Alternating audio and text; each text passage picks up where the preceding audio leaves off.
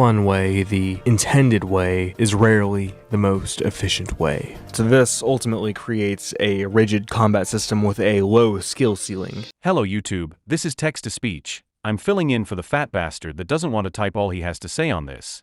And oh boy does he have a lot to say, and to show.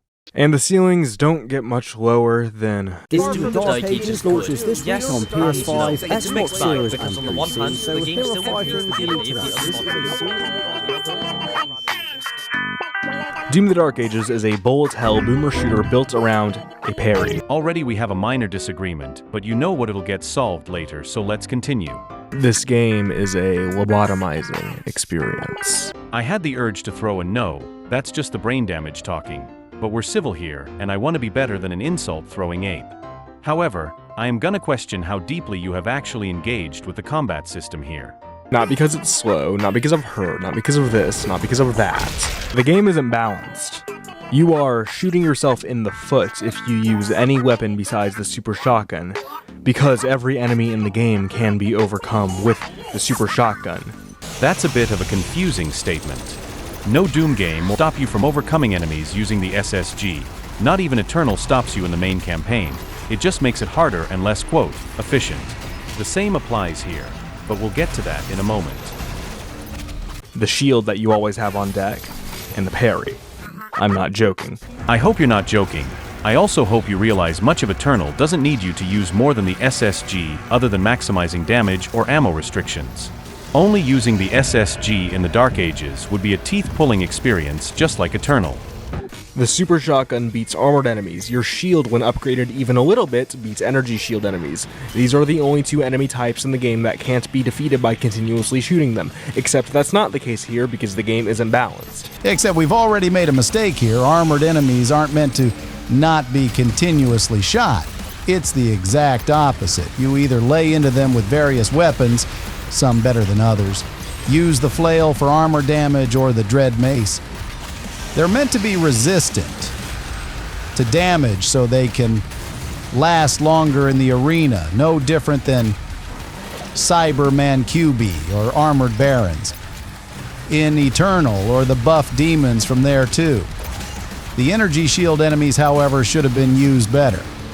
In Eternal, you can still use the SSG on Cyber Macubi or energy shield enemies, it's just not the most effective way to play.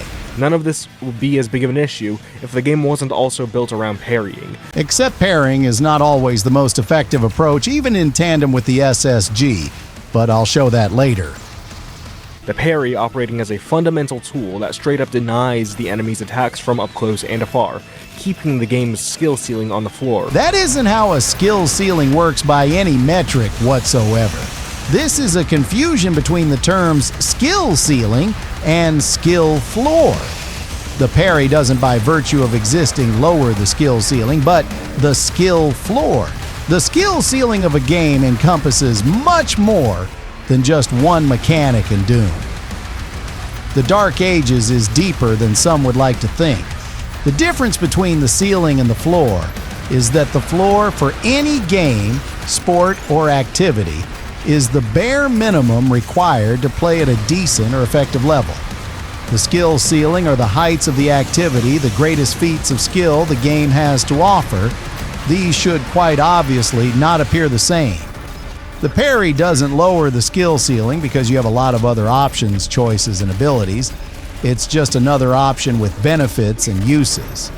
Your ability to engage offensively and defensively is all reliant on parrying repetitive and rigid attack strings and shooting with a shotgun at the right time. Wrong. Rinse and repeat for the rest of the game. This is the process. Once again, there's no reason to use any gun besides the shotgun, because it's the best gun in the game, hands down.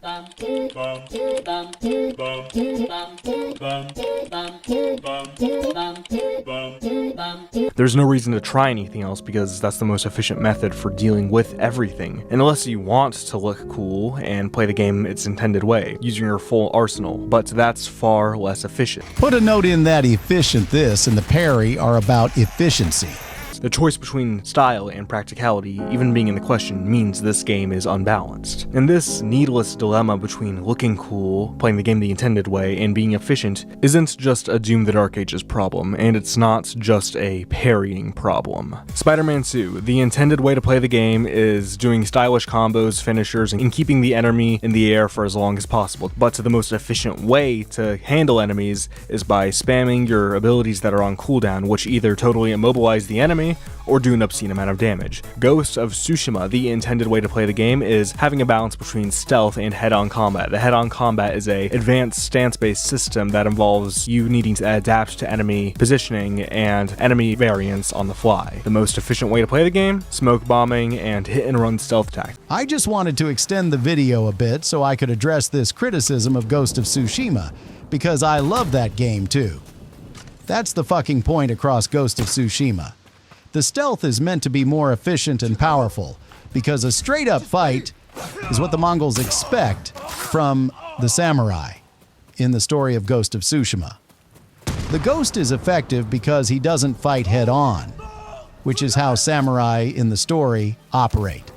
It's part of the struggle Jin Sakai goes through, where he wishes he could still protect the people of Tsushima by following the depiction of honorable samurai in the game. But he can't. That's what the Khan was expecting of the samurai. And so, the Ghost, instead of clinging to a failing tactic, adapted new approaches to subvert Mongol expectations. The stealth being powerful and efficient is the point. It's a game that's trying to get you to go through the same transition as Jin, where you start as a fairly competent samurai, to evolving your tactics. Much like how in Far Cry 3 you went through a transition alongside Jason Brody as a character. Now, before I can't use this AI anymore, let's get down to showing why style and not only using one gun is more efficient and effective than just parrying and SSGing.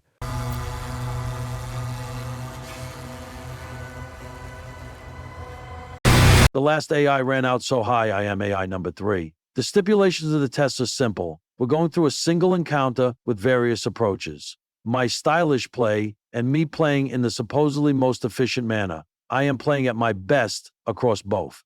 I hope that's evident. We're going through how long it takes me to beat and how easily I can beat both the encounter as a whole, then solely the cyber demon. There's some others I believe show are far more efficient for the purpose of damage output, but we'll get there. As for what efficient is, based on the definitions on screen, the focus here is on time, as HP or armor are sporadically lost due to often off-screen attacks. So we're basing this on how long and how easily I beat the cyber demon and encounter.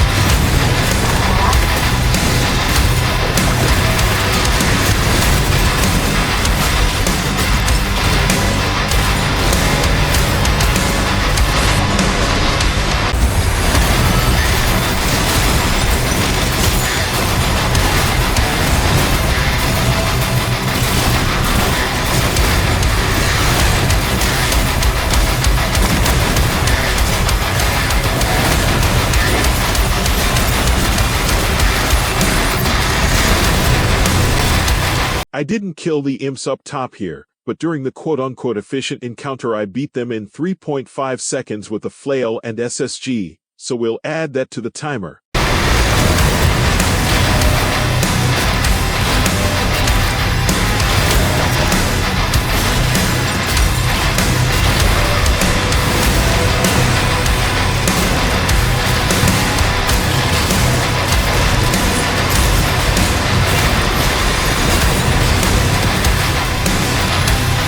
Remember, animations where I don't have control don't add to the timer for the Cyberdemon.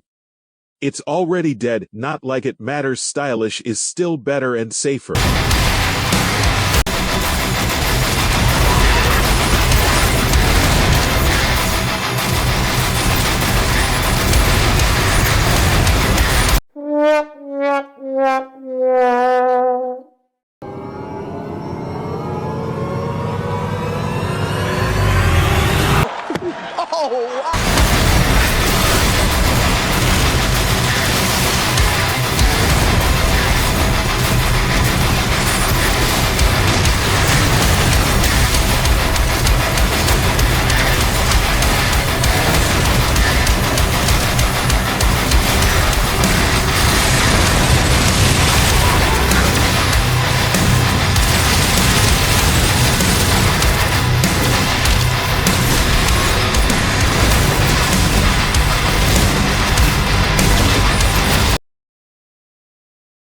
I don't know what to tell y'all, bro. I'm simply just better. Anyway, here's me actually knowing how to play and atomizing a Astral Baron.